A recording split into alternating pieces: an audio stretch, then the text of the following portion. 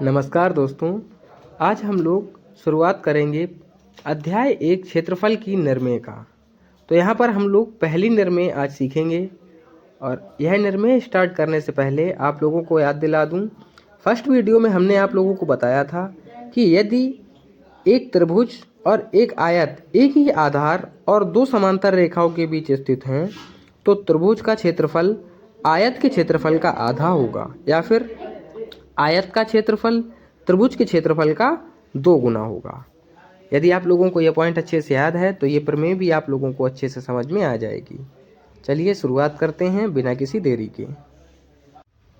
यहाँ पर हम लोगों को एक आयत बनाना है जो क्षेत्रफल में त्रिभुज काखा गा का 2 गुना हो और त्रिभुज का आधार 5 सेंटीमीटर और भुजाएं काखा और कागा क्रमशः 3 सेंटीमीटर तथा 4 सेंटीमीटर दे रखी हैं।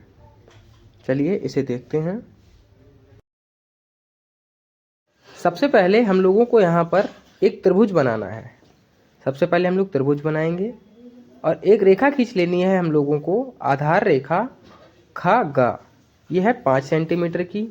यहाँ पर 5 सेंटीमीटर की एक रेखा खींचेंगे और ये यहाँ तक खींच लेनी है और इसका नाम रख देंगे खा गा। यहाँ पर लिख देना है खा और गा।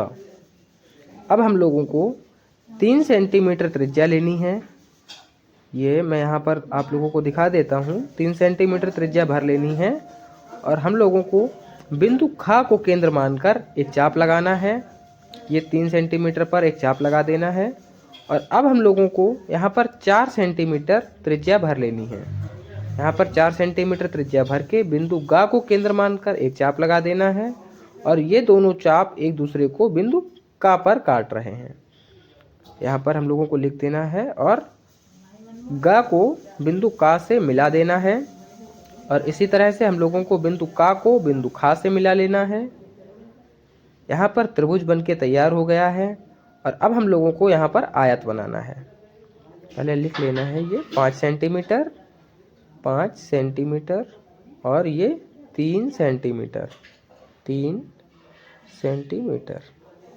और अब आप लोगों को इसी तरह से यहाँ पर भी लिख देना है 4 सेंटीमीटर। ठीक है, ये 4 सेमी लिख देना है यहाँ पर।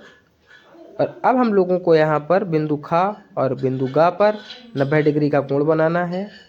बिंदु गा को केंद्र मानकर यहाँ पर हम लोगों को एक चाप लगा लेना है। ये इस तरह से ये यहाँ पर एक चाप लगा लेना है और अब यहाँ पर क्रमशः इसी त्रिज्या से 2 चाप और लगा लेने हैं। ये यहाँ पर और इसी त्रिज्या से एक चाप यहाँ पर लगा देना है। अब बीच में यहाँ पर एक चाप लगाएंगे और इसे केंद्र मानकर यहाँ पर भी एक चाप लगा लेंगे। ऐसा ही बिंदु खा पर करना है हम लोगों को। ये एक चाप लगा लेना है और अब इसे यहाँ पर 2 पॉइंट्स में इसी त्रिज्या से और लगा लेने हैं और ये बीच में एक चाप लगा लेना है। यदि आप लोगों ने 90 डिग्री का कोण बनाना सीखा होगा तो यह आपको अच्छे से समझ में आ गया होगा। यहाँ पर समांतर रेखा खींचनी है।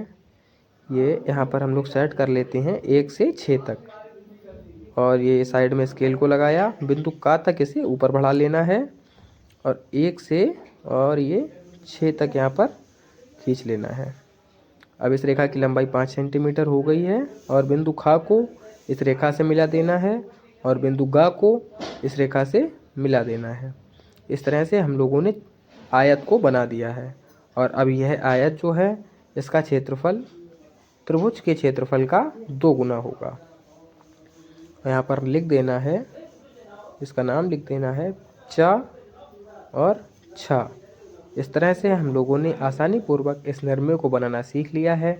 इसी तरह से यदि आप लोग और भी निर्णय बनाना सीखना चाहते हैं तो आप लोग हमें कमेंट करके बता सकते हैं। तैयार है आज का ये निर्णय।